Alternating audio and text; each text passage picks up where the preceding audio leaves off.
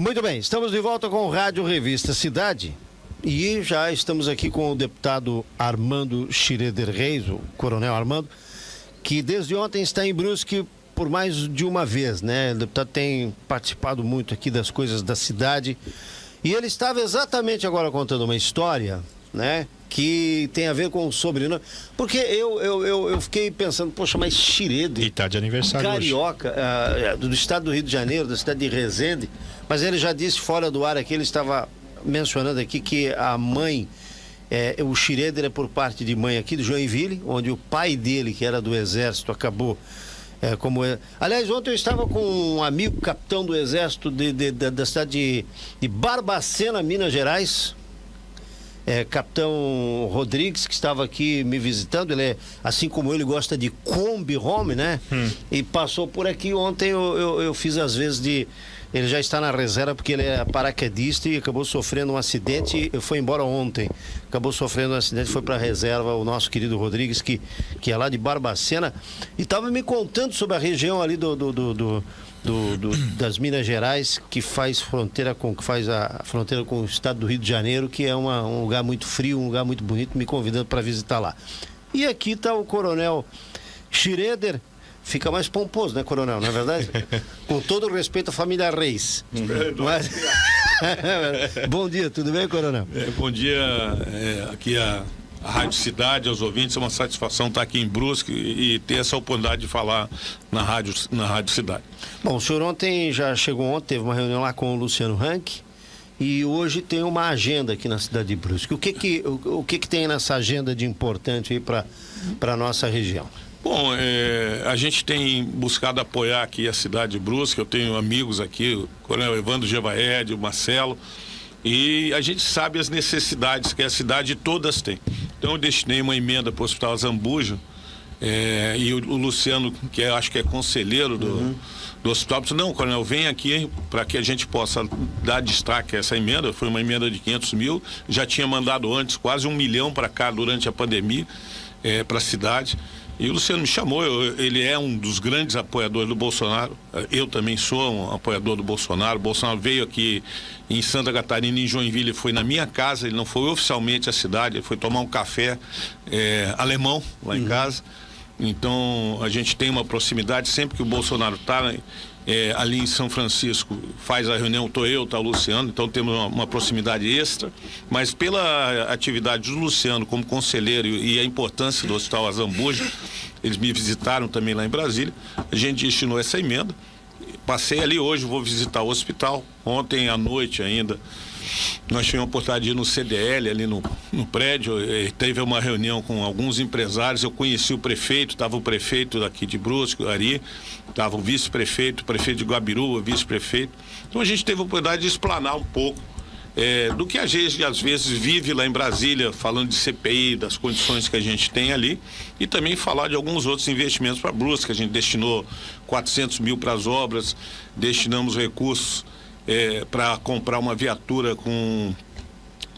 para a saúde, que tem um elevador para facilitar as pessoas que têm necessidades especiais, e outras, mandei recursos de infraestrutura turística de 500 mil, vai ser empregado, o prefeito disse que vai ser empregado na recuperação ali acho que da rodoviária, que é tradicional. Então a gente tem tentado ajudar a cidade, e eu conheço aqui o potencial de Brusque e da cidade, como o potencial assim de emprego. É uma das poucas cidades do emprego que tem pleno emprego e tem vagas aqui. Deputado Coronel Armando, vamos falar da questão política de Brasília, que isso tem influenciado também nas ações do governo e principalmente em relação a essa situação da pandemia. O senhor é um apoiador do governo Bolsonaro. Que espécie de relato o senhor pode trazer para nós, o senhor que está mais em Brasília, que está exatamente no calor dos acontecimentos, né? Dessa CPI, o que ela pode causar de prejuízo para o governo e futuramente até para as ações do governo em relação a Santa Catarina, por exemplo, que foi um dos estados onde o Bolsonaro mais fez votos, onde há uma clara situação de simpatia pelo atual presidente da República. Bom, em Brasília as coisas são diferentes da realidade do país. Você vê o presidente Bolsonaro chegando em qualquer cidade do Brasil, ele é ovacionado, tem uma grande população, e quem fala de Brasília cria uma narrativa diferente. Então, dentro do Congresso, principalmente, os partidos de oposição criam uma narrativa. Então, dentro dessa narrativa, querendo atribuir a responsabilidade da pandemia, das mortes da pandemia, ao governo Bolsonaro, para atingir ele de uma certa forma. Hoje a gente vê isso com muita evidência, porque foi criada uma CPI para apurar lá o Covid, CPI do Covid, que ela está sendo conduzida de forma extremamente parcial para desgastar o governo. Quando alguém vai testemunhar e testemunha contra o que a grande mídia do Brasil fala, que não pode fazer tratamento precoce ou que os remédios não funcionam, eles nem ouvem os médicos que vão lá. Então se tentou criar uma narrativa e que o Bolsonaro não ajudou na situação da pandemia e atribuir uma responsabilidade a ele. Isso a gente sabe que não é verdade. Eu particularmente sei, eu visitei o ministro da Saúde, Pazuello, e durante a pandemia o governo distribuía para a saúde 600 milhões de reais por dia. É uma verba que corresponde a 2 vezes a Mega Sena da virada. Isso era o que estava sendo distribuído. No ano normal são 300 milhões, foram 600 milhões que atendem todo o SUS, mas atenderam as necessidades de prefeitos e governadores. E a gente vê uma quantidade vamos dizer assim, de regiões onde houve a corrupção e desvio de verbas destinadas ao Covid. O presidente também teve limitada a sua ação quando o STF, e aí eu quero fazer uma crítica ao STF, aos ministros do STF, tolheram o comando da ação da pandemia, distribuíram a governadores e prefeitos. Isso limitou as ações do governo federal. Então, assim, a narrativa que está tentando ser colocada é atribuir ao Bolsonaro a responsabilidade pelas mortes da pandemia, que não é verdade. Coronel, diante disso, como é que você imagina o cenário para 22? Aqui em Santa Catarina, veja que é um cenário bem claro diante do apoio que o presidente tem, mas a gente estava falando sobre isso. Falta 1 ano para convenções partidárias, né? E 1 ano para começar a guerra, o tiroteio e o bombardeio, como diz o outro. Como é que você está imaginando já o cenário para 22? Olha, eu vejo o Bolsonaro muito forte, o presidente, eu posso falar isso com coisa, eu acho que ele representa uma parcela significativa da população. A gente tem que olhar o presidente como um capataz para o Brasil. Quando você escolheu em 2018 o presidente, você estava escolhendo um capataz, uma pessoa honesta, resiliente, determinada, firme, que faz os outros trabalhar, que não rouba e não deixa roubar. Esse é o perfil do nosso presidente. Nós não podíamos ter aqui um político tradicional, educadinho e tal, que não teria a firmeza de enfrentar as grandes dificuldades que a gente tem para mudar o país. Então o Bolsonaro foi escolhido como capataz. E hoje, parte da imprensa procura falar do Bolsonaro como se nós estivéssemos escolhendo o namorado de uma filha. Quando você escolhe o namorado da filha, você põe critérios diferentes daquele que você faz num capataz. O capataz pode ser uma pessoa rústica, determinada, mas o namorado da filha, que interessa a uma família, é diferente. O Brasil tem que ver que nós não estamos ainda em condições de pegar um namorado para a filha. Nós precisamos ter uma pessoa firme, que monte uma equipe. A característica do Bolsonaro é ter uma grande equipe de ministros. Nós temos o ministro Tarcísio, que tem entregado obras aí sem recurso. O que ele faz é dar continuidade às obras paradas do PT. Nós temos o ministro Marcos Pontes, da Ciência e Tecnologia, trabalhando muito. O ministro Rogério Marinho fazendo grandes entregas do desenvolvimento regional. Então a equipe de ministros nossa é muito boa. Lógico que nós temos as dificuldades da economia que vão influenciar com certeza 2022. A gente vai estar, apesar do Brasil agora estar evoluindo, nós somos um dos países que está mais se recuperando da pandemia. Isso vai ter impacto e vai ser explorado pela esquerda, tanto a pandemia como isso. Quanto a Bolsonaro, então, na minha visão, ele já vai ao segundo turno. E aí o outro candidato, nós esperamos que seja da esquerda, seja o Lula, porque aí a gente vai ver que o que está sendo divulgado, o Lula tem preferência e o Lula não sai à rua.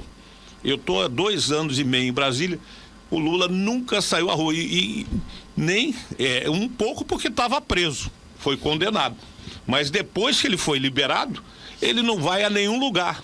E a esquerda não consegue fazer um compromisso que tenha a presença do Lula. Por que será?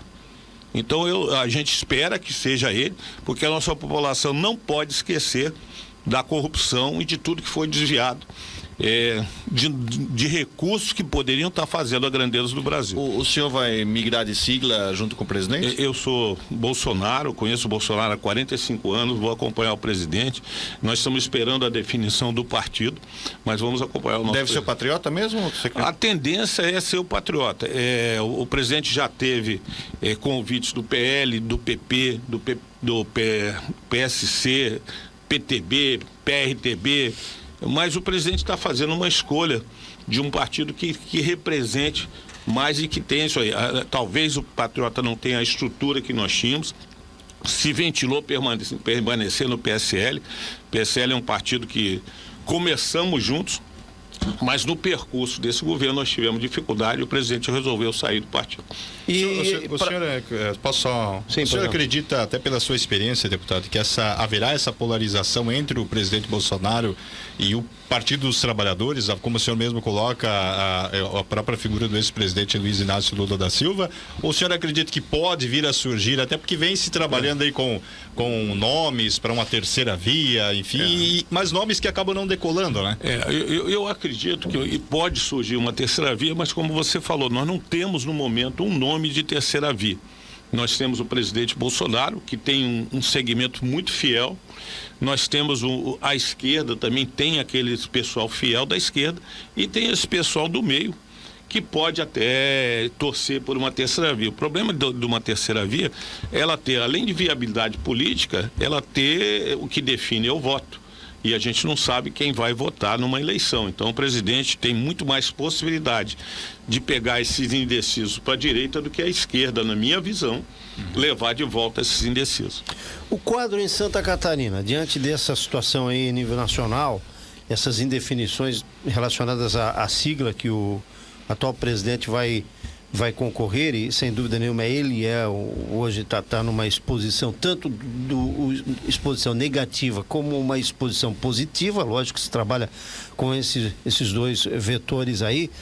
Para Santa Catarina, Coronel Armando, qual é o quadro que o senhor visualiza em relação ao apoio ao presidente e também da possibilidade futura de, ou no Patriotas ou em outro partido, ventilou-se aí até o PP, né?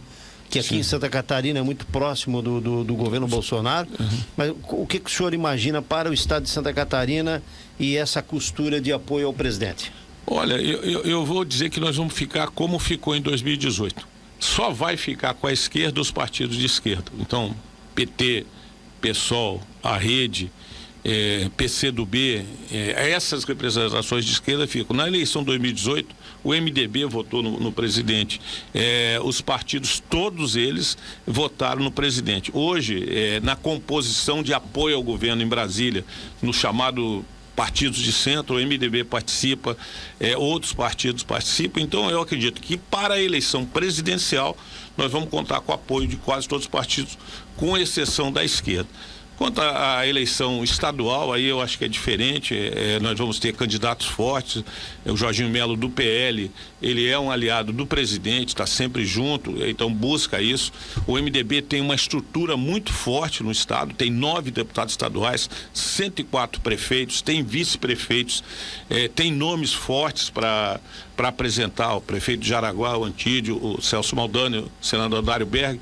Então eu calculo que, apesar de existirem outras possibilidades para o governo, os partidos vão lançar até para conseguir, muitas vezes, espaço para dar luz para o seu candidato à presidência. O partido acaba indicando alguém. Mas eu acho que o mais forte aqui deverá ficar entre o Jorginho Melo, que hoje é o aliado do presidente, está no Pronamp, tem procurado montar uma base muito forte, e o MDB, pela estrutura que tem, vão ser os dois principais. Não descarto o PP e aliança com outros partidos, mas eu acho que vai haver uma composição onde a disputar governo do estado será entre Jorginho Melo E MDB, o futuro do governador Moisés, eu não sei qual será, mas ele vai ter dificuldade em conquistar esse espaço pelo que já está avançado pelos outros 2 candidatos que eu estou citando. É um quadro bastante, sinceramente, parece confuso, né? Hoje, atualmente, vamos ser sinceros, Santa Catarina é um dos quadros mais confusos da política do território nacional, até por essa situação que há uma clara tendência de... Até o próprio PSDB, um partido que acabou na última eleição apoiando em Santa Catarina o presidente Jair Bolsonaro. Quer dizer, você tem uma situação até de centro que acaba ficando pela tradição de Santa Catarina ao lado do atual presidente. Agora, em relação a essa aposta que se faz em Brasília, de apostar justamente nesse centrão, não só nesse centrão, porque eu classifico o Brasília com 2 centrões, né? Você tem um centrão e você tem um centrão que faz até oposição. Sim. É uma coisa esquisita hoje, o quadro político de Brasília. Mas não se pode apostar também numa candidatura de direita. Essa terceira via não poderia ser um outro nome da direita e não do centro ou da própria esquerda? Olha, é possível, tudo mas eu acho o seguinte, no nível que nós temos, o Bolsonaro tem já uma popularidade, tem uma história, 28 anos como deputado, presidente com entregas agora, qualquer nome de direita que surja, eu acredito que não vai conseguir tirar o protagonismo do presidente Bolsonaro. Então vamos falar General Mourão, pessoa preparada, o nosso vice-presidente, nitidamente de direita, mas a gente não tem assim, ele não tem a densidade eleitoral que o presidente tem. E qualquer outra candidatura de direita, eu não tenho outros nomes para citar, agora de direita, que tem uma característica de direita, você vê a característica de direita muito mais ligada a militares. Você não vê políticos tanto de direita. Então, eu não vejo nesse lado, até porque nós não temos no meio militar o costume de estar na política. Eu entrei para ajudar o presidente Bolsonaro. Nós somos hoje 6 militares do Exército, mas temos polícias militares, bombeiros, pessoal da segurança, mas das Forças Armadas só temos 6. E a gente não participa ativamente da política, acompanha, mas não participa. Essa foi a primeira vez que nós entramos. Então, eu não vejo aí nesse momento surgir um candidato de direita. Talvez, vamos imaginar, o ministro Tarcísio, num futuro, o ministro Tarcísio pode vir a ser um candidato de direita, mas nesse momento eu não vejo nele essa condição. O Mourão permaneceria como um candidato a vice ou aí teria que se fazer o presidente está reavaliando essa situação. O General Mourão é uma pessoa extremamente competente, ele foi muito importante na primeira eleição, mas a condição da eleição 2022 é um pouco diferente. Nós não temos ali tanto a corrupção, precisa não está naquele momento de ênfase da corrupção. O presidente precisa ter candidatos que tragam também mais votos para a chapa. E o General Mourão não traz esses votos tanto. O presidente precisa ter um candidato, talvez lá do Nordeste, onde é o reduto eleitoral da esquerda, principalmente a gente vê as ações dos governos estaduais da esquerda, talvez a gente precise de um candidato de lá, ou talvez um empresário para mobilizar o meio empresarial. Se falou já da ministra Damares, mas ela já é do nosso lado, já agrega, a ministra Tereza Cristina do Agro também já está agregando.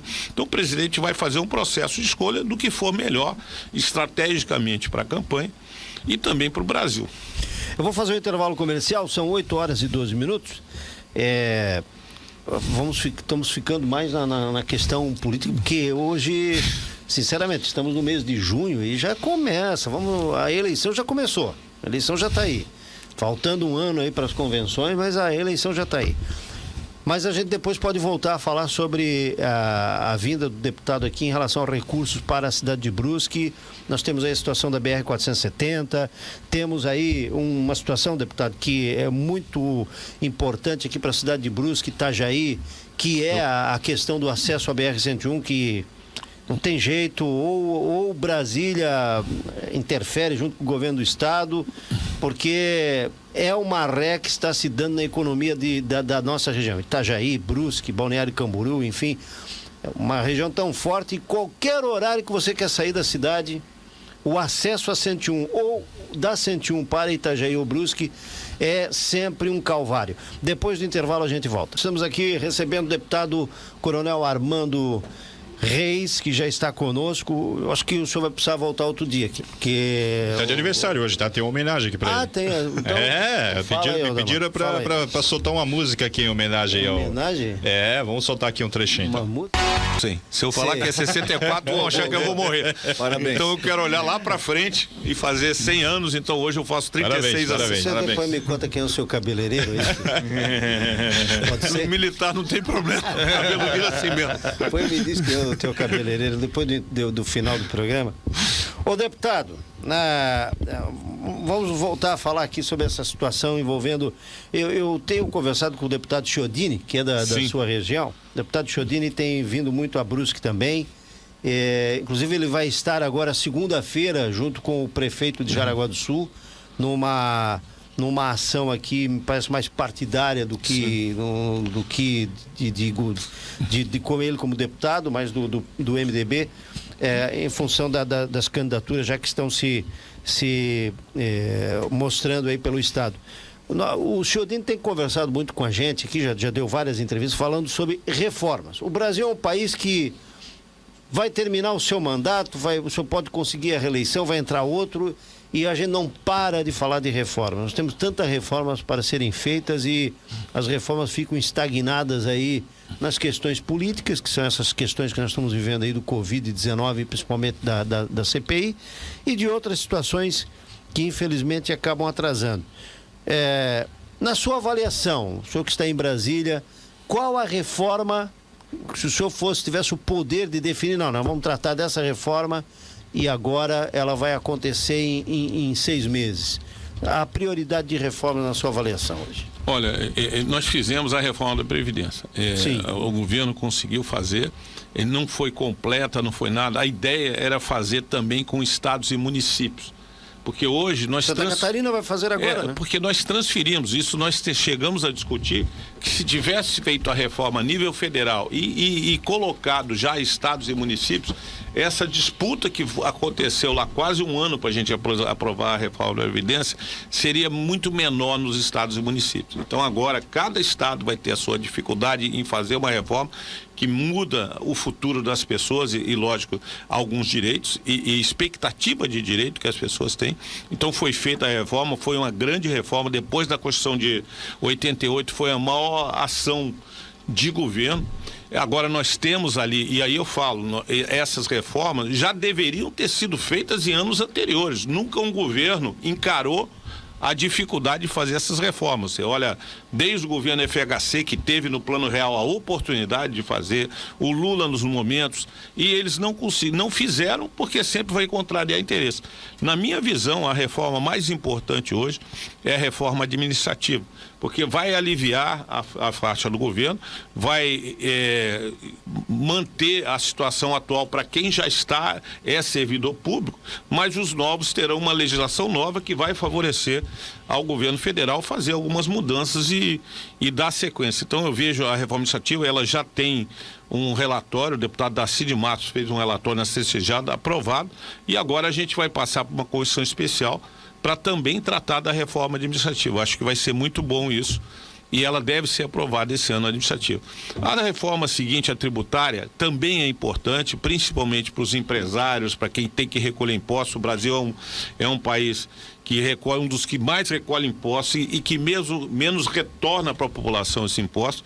Então a tributária é importante, mas é uma reforma também que vai ter muita dificuldade, porque vai ser quase uma briga entre regiões. Você vê, eu conheço o Brasil inteiro, você vai para a região amazônica, lá você tem a Zona Franca de Manaus e diversas indústrias com estímulos fiscais para terem se alojado lá. Se você tirar os impostos ou reduzir a situação da Amazônia, essas empresas vão sair de lá e vão vir para o sul e a dificuldade daquela região vai ser maior. Então é uma reforma difícil porque tem regionalidades a tratar e você vai falar com o parlamentar da Amazônia, eles não querem que mexa de nenhuma forma lá. E aí nem se vê a questão da ideologia, né? É questão de... Então não é mais a ideologia, exatamente isso que você falou, é o interesse local. E a gente tem aqui, nós vivemos num estado, o segundo estado mais desenvolvido do Brasil, depois de São Paulo, nós somos o segundo, com pleno emprego aqui em Brusque, mais de 1.000 empregos. Ontem o prefeito e o pessoal estavam me falando, tem vaga de emprego aqui, uma das 3 cidades do Brasil que tem vaga de emprego e que já tem uma estrutura. Agora, o imposto é muito pesado, tem 2 coisas a ser feitas. Uma, a simplificação, que é tornar umas datas menos impostos recolhidos ao longo do mês, simplificar, talvez, porque reduz a necessidade da equipe, e o outro é redução. Eu acho que o governo, na reforma tributária, ele vai conseguir mais simplificar e unir alguns impostos do que realmente mudar com muita amplitude a reforma tributária. Mas eu vejo a próxima, e aí com certeza vai ser administrativa. Mas você vê isso uma situação, vou dizer, curto prazo Eu vejo que esse ano nós estamos falando do mês de junho. Eu vejo também, e aqui eu quero fazer uma mudança. Eu fui vice-líder do governo por 1 ano e meio. Eu vi como a Câmara funcionou na mão do Rodrigo Maia e vejo como a Câmara funciona na mão do Arthur Lira. O Arthur Lira, ele põe as pautas para votar e faz andar. O Rodrigo Maia não colocava a pauta para votar, travava o governo federal, várias medidas provisórias. Eu vi lá a medida provisória das armas, a gente sabe que é uma bandeira do governo Bolsonaro, os costumes, a família das armas. Eu vi o Rodrigo Maia travar a MP, que iria dispensar os órgãos públicos publicar licitação em jornais de grande circulação, que iria liberar as empresas publicarem balanço. Isso geraria uma economia de R$1 bilhão para os órgãos públicos e R$1 bilhão para as empresas. Mas Rodrigo Maia não pautou para colher apoio dos jornais de grande circulação. É por isso que ele tinha tanto apoio da Rede Globo, daquele pessoal. Ele acabou mandando dinheiro para eles. Vi Rodrigo Maia não pautar a reforma. Isso eu estava na sala quando Orlando Silva pediu ao Rodrigo Maia para não pautar a medida que o Bolsonaro colocou, que era que o fim das carteiras estudantes feitas pela Uni. Cada aluno paga R$35 pela Uni, e Bolsonaro criou durante algum tempo fazer pelo site direto quem comprovasse ser estudante. Eu vi o Orlando Silva, que foi presidente da Uni, e falou: Rodrigo, não pauta essa MP do Bolsonaro no fim da carteira da Uni, porque esse dinheiro é muito importante para as atividades políticas que nós fazemos dentro da universidade. E aí, quer dizer, nós vamos bancar estudantes fazendo política ou formar estudantes para vir para o mercado de trabalho? E é isso aí, e o Rodrigo Maia fez isso e não pautou. Então, várias situações. O Arthur Lira já pautou, entre elas, a autonomia do Banco Central, que estava há 31 anos lá no Congresso, e várias outras medidas têm andado. Então, bem ou mal, nós estamos conseguindo produzir. E é dessa esperança que a gente acha que a reforma vai sair. Deputado, o que o senhor, fazendo aí uma avaliação, já que estamos aí praticamente pouco menos de 1 ano e meio do término do mandato, o que o senhor conseguiu, dentro daquilo que o senhor esperava no seu mandato, já conseguiu implementar? Muita coisa ainda falta? Como é que o senhor avaliaria esse período seu como parlamentar? Olha, primeiro, eu não tinha a mínima experiência política. Eu entrei na política para ajudar o presidente e por decepção com os políticos que eu conheci. Não estou falando aqui de Santa Catarina, mas eu comandei no Nordeste, comandei Crateús, uma cidade no interior do Nordeste, distribuí água em 51 municípios e vi em municípios o prefeito não entregar água para quem não tinha votado nele.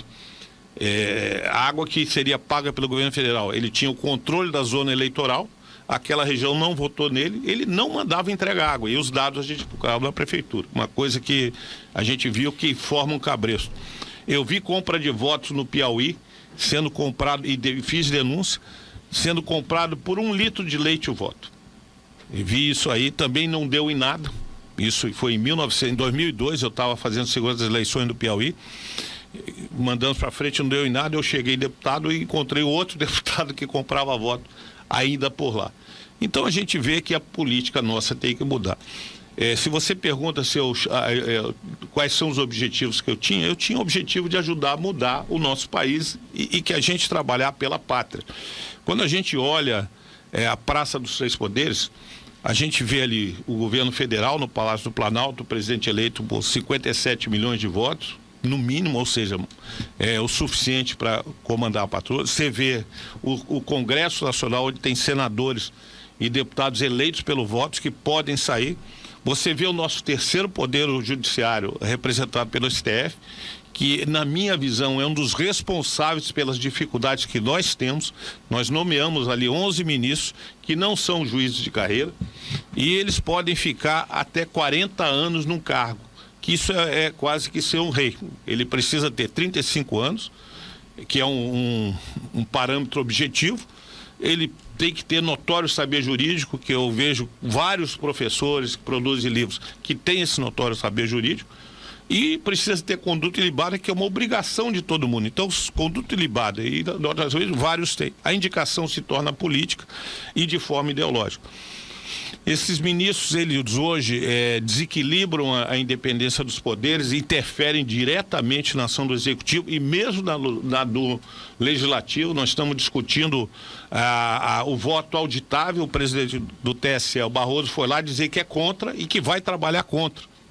Nós temos que dizer, no momento que houver uma lei, o STF não tem que decidir mais nada, tem que cumprir a lei. É isso que se deseja. E o STF, de forma ideológica, não faz isso. É um dos grandes problemas que nós temos. Mas, além disso, de ter ali no Congresso, na Praça dos Seis Poderes, o Executivo, o Legislativo e o Judiciário, tem a coisa mais importante que a gente não vê, que é a bandeira do Brasil. Aquela é uma das maiores bandeiras do mundo. E aquela bandeira é fruto de um concurso. Ela fica alinhada com o meio dos prédios do Congresso, o anexo 1 ali, e chega na Torre TV. Ali embaixo tem uma placa para lembrar que trabalhamos pelo Brasil. E muita gente que está lá não lembra disso e nem sabe que existe essa placa. Então a gente fica decepcionado porque a gente vê o governo tentando fazer e a narrativa da oposição é sempre contra. Venha do governo, é contra. Então a gente não consegue. Eu fiz várias propostas de lei, algumas delas andando principalmente na área da saúde, telemedicina, a prorrogação da receita durante a pandemia, que não seja mais um mês, a cobrança das consultas pelos profissionais que atendem pela telemedicina e outras, eletrodependentes. Fiz outras, agora, outros projetos. Então a gente se realiza e fiscaliza, mas a gente vê realmente a dificuldade. Eu acho que quem disser que está satisfeito com o seu mandato está mentindo. A gente tem, e acho que nós temos que estar eternamente insatisfeitos porque a gente tem que querer fazer mais. Bom, o nosso tempo é nosso adversário, né, Damota? Ainda temos hoje Câmara de Vereadores de Brusque e Guabiruba para tratar aqui até antes das 9. Mas fica aí eu não vou nem convidar, vou intimar o deputado aí para que numa próxima oportunidade, né, a gente conversa com a assessoria aí para que o senhor venha aqui para a gente falar. E depois o senhor, no encerramento, encerre com, não aqui ao vivo, mas deixe a sua fala sobre o livro lá do Schroeder. Tá? Pode ser? Pode ser. Posso falar? Pode, deve. Bom, lógico. então eu estava falando aí de projeto de lei. Nós temos um projeto lá de limitar o mandato dos deputados, dos ministros do STF. O Exército Brasileiro trabalha com 12 anos para que os generais tenham esse período na ativa. Foi o Castelo Branco que fez isso, para não ter ali vice-reis. O pessoal tomava posse e a cada 12 anos nós mudamos. Quando você pega aí ministro do STF, como agora o Marco Aurélio Melo, 31 anos de mandato de ministro, vai sair, foi indicado pelo Collor e a maioria da população nem tem 31 anos. Ele nem sabe quem indicou, ele fica 31 anos dando decisões da vontade dele, liberou traficante e várias coisas, e a gente não cobra, não tem como cobrar desse ministro. Então a nossa visão e de muitos deputados é estabelecer um mandato para o STF, condições para permanecer. A França já tem 12 anos, a Alemanha são 9 anos, os Estados Unidos é vitalício, mas o ministro só trabalha com outra forma. Hoje o nosso STF é um juizado de pequenas causas, um PROCON. O pessoal perde na Câmara ou no Congresso, vai lá e recorre dentro do STF, e o STF trava. Então hoje, uma das grandes dificuldades que a gente tem, não fala a instituição STF, fala as decisões dos ministros do STF. E para que isso mude, tem que haver indicação de novos ministros e também a eleição de novos senadores. O nosso Senado é aquele que pode abrir um processo de impeachment contra um ministro do STF, é quem pode pedir a CPI da Lava Toga, que a gente não consegue investigar os ministros do STF. O Gilmar Mendes e o Toffoli agora decidiram uma investigação com denúncia do Sérgio Cabral, da participação do Toffoli, simplesmente arquivar, e o próprio juiz votou contra.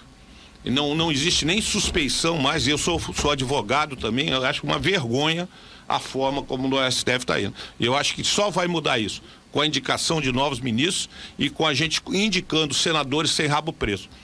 Como é que o Renan Calheiros, queria falar isso, que tem 14 processos no STF, onde a Rosa Weber senta em cima, que ela está relatando, ele é o relator da Constituinte e tenta passar para a imprensa todos aqueles. O presidente Omar Assis tem processo, a mulher dele foi presa, Randolfo Rodrigues tem processos e está andando, e ali são as pessoas que parecem que são os inocentes. Então o Brasil se engana com aquela CPI e a forma de mudar passa pelo Senado. Nós, deputados, temos o poder de propor leis, mas tem que ser aproveitado. O Senado tem a grande força de fazer essa mudança.